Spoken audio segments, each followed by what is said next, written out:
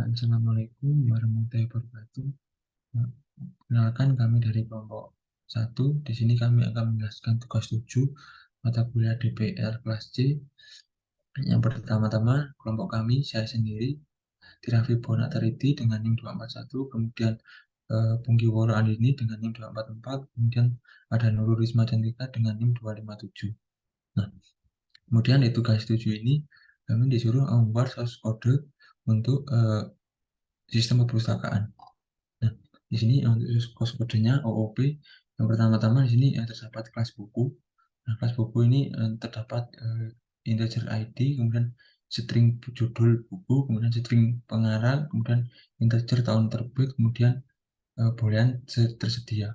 Kemudian di dalam kelas buku ini terdapat tablik konstruktor yang berisi sama integer ID, string judul, kemudian string pengarang dan lain-lain. Kemudian di sini terdapat fungsi getter, dan setter. Di dalam getter ini terdapat string get judul, kemudian get pengarang, get tahun terbit, dan get is tersedia. Kemudian di dalam setternya, di dalam setter kelas buku terdapat set tersedia, buku tersedia.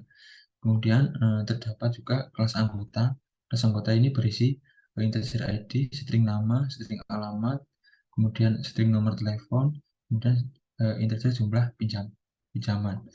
Kemudian terdapat konstruktor yang dimana berisi anggota, integer ID, string nama, string alamat, dan sampai integer jumlah pinjaman. Kemudian di dalam kelas anggota terdapat getter yang berisi get nama, kemudian get alamat, kemudian get nomor telepon. Nah, selanjutnya di sini kami akan menjelaskan untuk diagram kelasnya.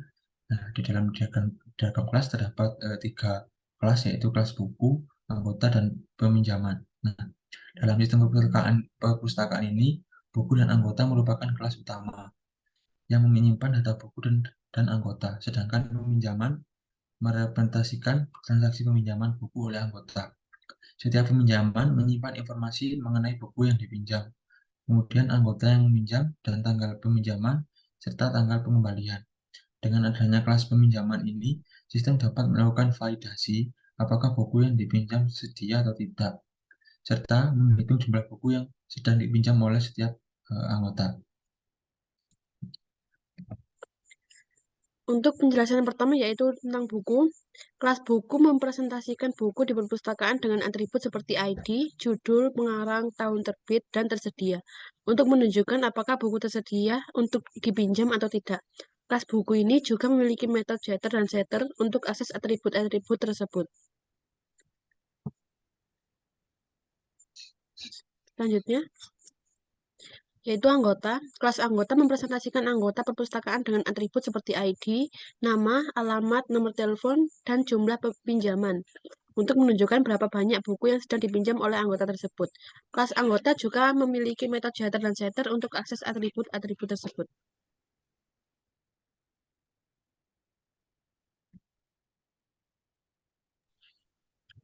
Kemudian di sini ada kelas peminjaman. Jadi di kelas peminjaman ini mempresentasikan proses peminjaman buku oleh anggota perpustakaan dengan atribut seperti ID buku. Terus ID buku ini mengacu ke objek buku. Terus kemudian anggota ini mengacu ke objek anggota.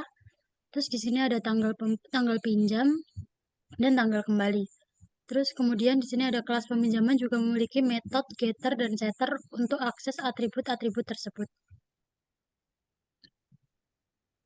Sekian dari kelompok kami. Wassalamualaikum warahmatullahi wabarakatuh.